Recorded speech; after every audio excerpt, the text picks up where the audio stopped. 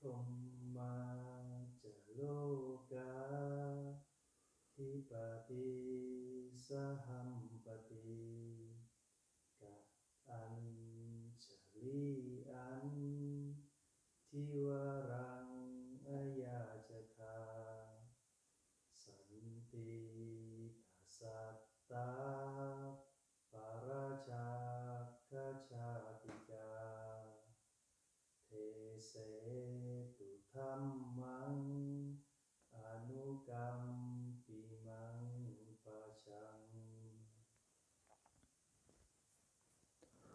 นะโมตัสสะภะคะวะโตอะระหะโตสัมมาสัมพุทธัสสะนะโมตัสสะภะคะวะโตอะระหะโตสัมมาสัมพุทธัสสะนะโมตัสสะภะคะวะโตอะระหะโตสัมมาสัมพุทธัสสะบุญทังธัมมังสังฆังนะมัสสามิ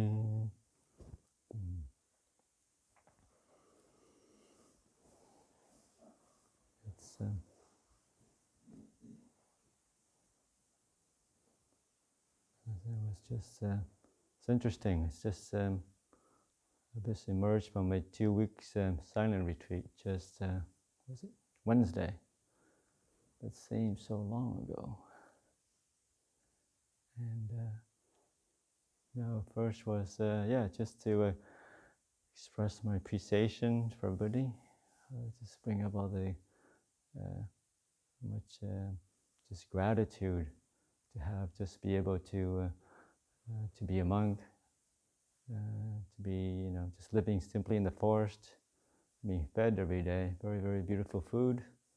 Thanks Ajahn Khemavaro for filling the bowl, and everybody who's had any part in it. People coming and offering the food, cooking it. People bringing,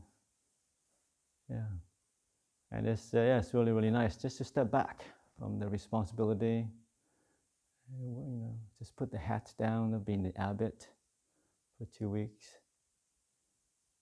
and just to be able to cultivate stillness and letting go of the world. Just be able to go inwards, and it's nice. There's so much you can see. Just walking around, not a monk, just not a man, just a being. Just dropping all the labels, just being, just a breath at times. And it was very experience of peace is just beautiful. And you can see why the Buddha would describe it as very similar to the experience of enlightenment. Sambodhi Sukha. It's just, and you understand. You get a feeling for the teaching of the Buddha. It is about the gradual stages of happiness. And it's where there's kind of a bit hard to describe, because in the sense world we have something similar, but not always.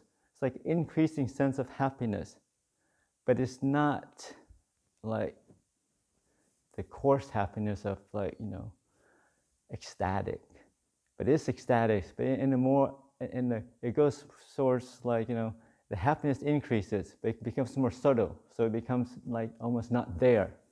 So the more the minds kind of fade away, then the more there's just happiness of not, the happiness of nothingness, the happiness of not being anything, happiness of nothing, of things fading away, really. And so it brings up a lot of kind of faith and confidence in the Buddha's teaching, that there is, and you feel so lucky that just coming across the teaching of the Buddha by chance, and just being able to live this life, in this day and age, and meditating, being fed such beautiful food, having just a great group of people to practice with, and in this bush in Australia, so far removed from where Buddhism started, so far removed from the Buddha, but yet so close as well. That it just sounds like the kind of the usual Buddhist tourism. That the Buddha is still here with us, and that the Dhamma is timeless. It's it's because it's here in the here and now, each and every one of us, and it's just whether our meditation is is coming together or not. It's still the potential to realize the Dhamma that the Buddha left behind, and that's such a powerful kind of a wonderful thing. That just to know that these things, what the Buddha taught, what the great Arahants talked about, the peace, the stillness, is still available for each and every one of us, really. Once we leave behind the identification to the ideas of whether we can or can't do, or whether we have what it takes or not. And we leave all those kind of perceptions and ideas behind, and it's just peace and stillness and clarity and so much beauty.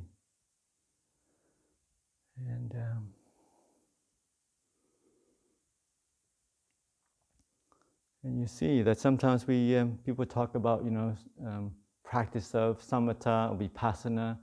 You can see that we can describe things, but in the experience of it, it's not like that. It's just they go together.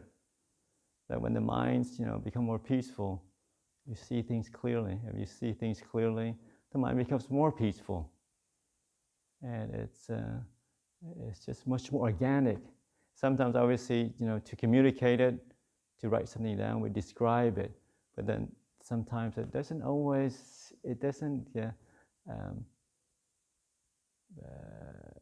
does justice to the experience. Sometimes it's hard to even describe it. So generally, hopefully, my intention really is just to provide a space, a context, a piece of bush, accommodation, food, and then allowing people just to experience it themselves, allow them the space and encouragement to really just to be here, to be still, to allow the mind to be still, and then just see for yourself what peace truly is, away from the perception, the ideas, what it is, but you know what it feels like. And so much of it is just a feeling your way towards a practice. And whatever arises, the visions, the sounds, or whatever, that just to allow them to be, and not make a sense, a self out of it, not to make a problem out of it.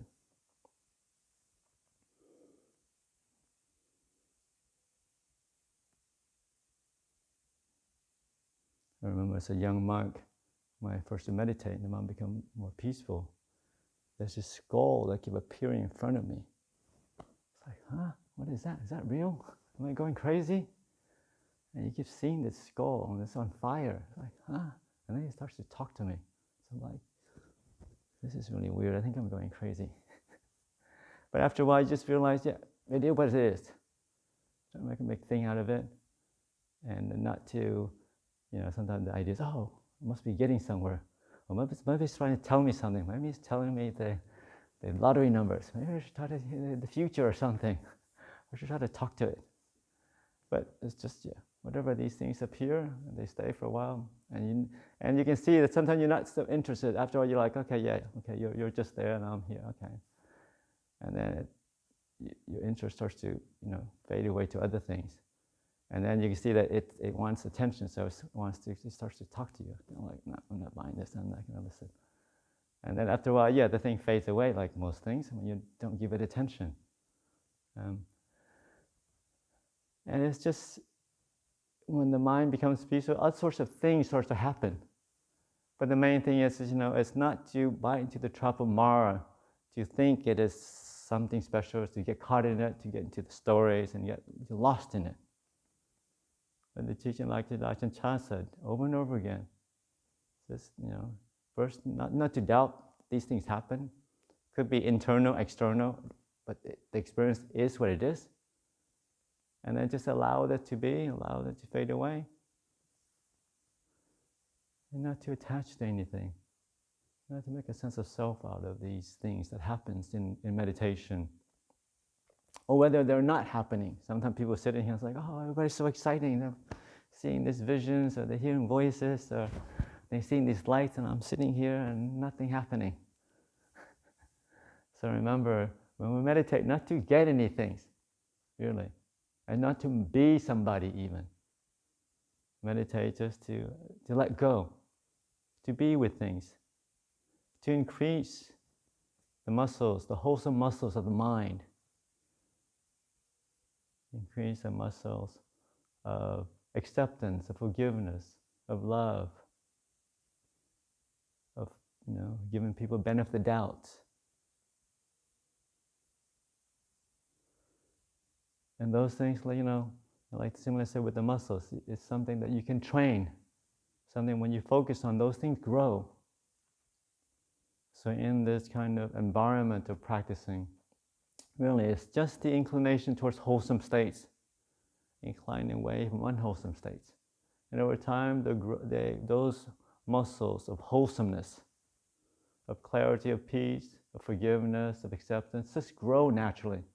Because we're giving them attention, we're exercising them on a day-to-day basis. And we're moving away from, sometimes the traps of identity, the pettiness of worries, anxieties, what people say about me, what they think about me, are they talking about me? Sometimes we get caught in those kind of narratives. But after a while we can just see them and allow them to fade away. Like anything in the mind. As we grow in wholesomeness, the minds become more still, organically by itself. It's not like a forced, willpower. It's not forcing our mind to become still, but establishing the causes for stillness, which is contentment, which is gratitude. Happy to be where you are. Happy to be where with the people you're with. Happy to be who you are at this moment. Not perfect, but truly good enough. And when you focus on those beautiful things, the mind starts to incline towards that way. And then what we focus is our world. And that's all about mental training. What you focus on is your world. So if it's peace, stillness, generosity, acceptance, love, then that is your world. You focus on, anxieties and worries and what the coronavirus is going to do to you and your friends and your loved ones and how the world's going to all explode because the environment will be damaged to the point of non-return and this and that other stuff. And that becomes your world. So knowing that, yes, sure, these things there are injustice in the world. There are things that we can fix. Sure, the world is not perfect. But focusing on what is wrong with the world, it tends to rob us of our energy. It's not helpful in a way. The mind can respond much more appropriately when it's peaceful, when it's clear, when it's full of hope, as opposed to be full of anxieties.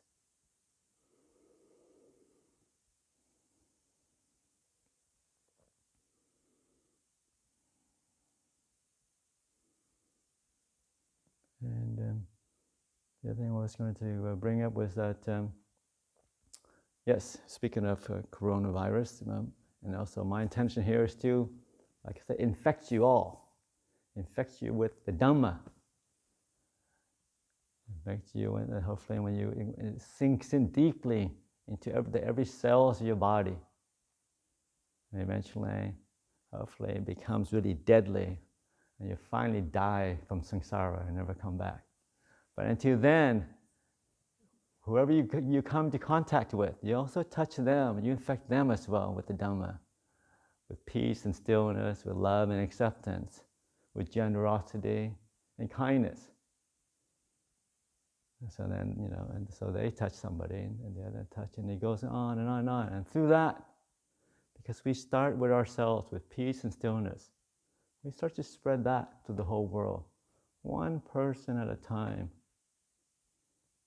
one interaction at a time.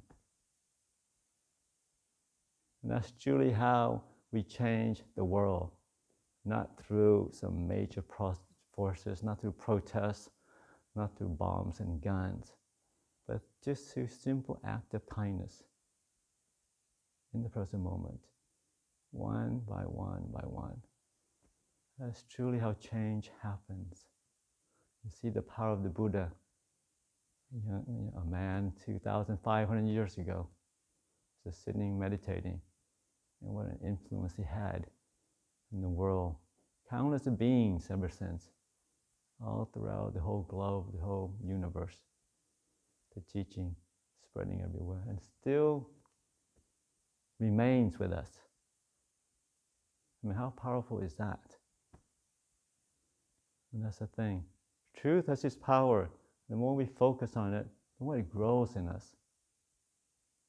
And that's something nobody can take away from us. Nothing. Our body can fade away, reputations come and go, health, wealth, our friends. But this peace and stillness, the Dhamma that we cultivate, that stays with us. And it's something each and every one of us has the potential to aspire to.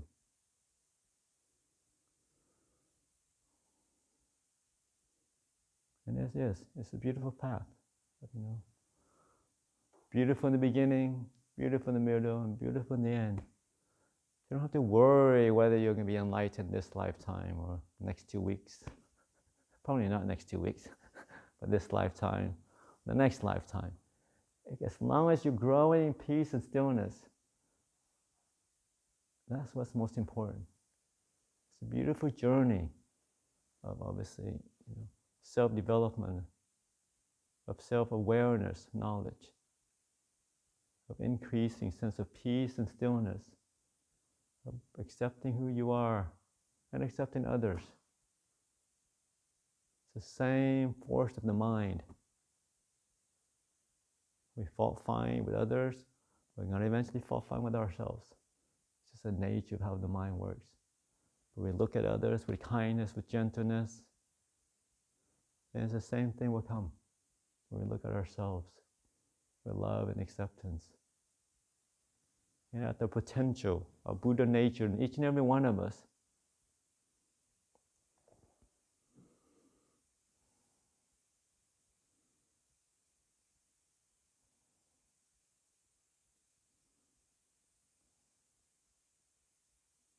Yeah, so I just want to say this, express my appreciation for all the people involved in the retreat last 2 weeks, and just to offer some encouragement for each and every one of you that it is a path of beauty, a path of peace and stillness, and it's a powerful path of true benefit to the world, really. Just by cleansing our own mind, we are doing true benefit to the world around us. Because that's what we share with other people. We can't give happiness unless we're ourselves happy. Can't give clarity until our mind is clear in itself. Otherwise, we're just adding to the confusion, the distraction in the world, really. So I offer that for your reflection this evening. One Dhammayang Dhammakatha Sadhu Karang Tatha Mase